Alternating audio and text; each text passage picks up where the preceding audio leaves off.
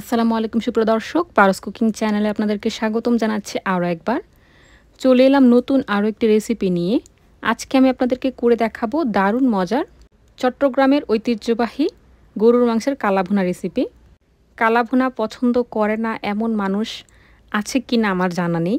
কালাভুনা সবারই কম বেশি ভীষণ পছন্দের, তবে বেশিরভাগ মানুষই উৎসব, অনুষ্ঠান বা যে কোনো অকেশনে আর সব রেসিপি তৈরি করলেও কালাভুনা নামক এই রেসিপিটিকে অবশ্যই এড়িয়ে চলার চেষ্টা করেন। এর কারণ হতে পারে এই রেসিপিটি অধিকাংশ মানুষের ক্ষেত্রেই খুবই ঝামেলাদায়ক এবং জটিল।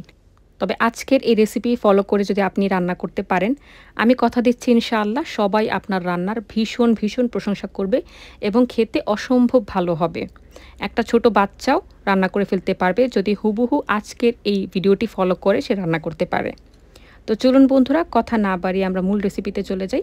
অথেন্টিক কালাভুনা এই রেসিপিটি তৈরি করতে কি কি লাগছে চলুন আমরা দেখে নিই।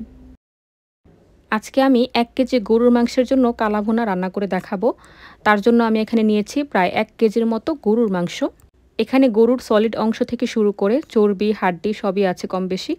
আর অবশ্যই একটা জিনিস খেয়াল রাখতে হবে, কালাভুনায় কিন্তু হাড্ডি, চর্বি সহ মাংসগুলোই বেশি পরিমাণে নিতে হবে। এতে করে কালাভুনাটা খেতে বেশি ভালো হয়, বেশি সফট হয়, তুলতুলে হয়, খেতে অসম্ভব ভালো লাগে। শুধুমাত্র সলিড অংশ নিলে কিন্তু কালাভুনাটা অতটা ভালো লাগবে না খেতে। তো আমি প্রথমেই গরম মশলা দিয়ে দিচ্ছি। এখানে প্রায় 2টির মতো তেজপাতা দিয়ে দিলাম, 4 টুকরার মতো দারচিনি, 7টির মতো লবঙ্গ দিয়ে দিলাম। আর এখানে আমি দিয়ে দিচ্ছি 8টির মতো ছোট ছোট সবুজ এলাচ। এখানে আমি দিয়ে দিচ্ছি 7 থেকে 8টির মতো গোটা কালো গোলমরিচ। এখানে আমি একটি জয়িত্রী হাত দিয়ে এভাবে ধীরে ধীরে ক্রাশ করে দিয়ে দিচ্ছি। আপনারা যদি চান গুঁড়া করেও দিতে পারেন।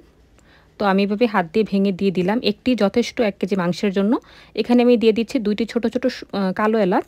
যদি বড় এলাচ হয় তাহলে একটি দিলেই যথেষ্ট। এখানে আমি দিয়ে দিব একটা জায়ফলের অর্ধেকটা আমি এভাবে গ্রেটার দিয়ে ধীরে ধীরে এটাকে গ্রেট করে দিয়ে দিচ্ছি। গুঁড়াটা যদি দিতে পারেন তাহলেও হবে, অসুবিধা নেই। তো কালাভুনায় কিন্তু অবশ্যই জায়ফল, জয়িত্রী ব্যবহার করতে হবে। জায়ফল যদি ব্যবহার করেন সেক্ষেত্রে মাংসটা খুব দ্রুত সেদ্ধ হবে।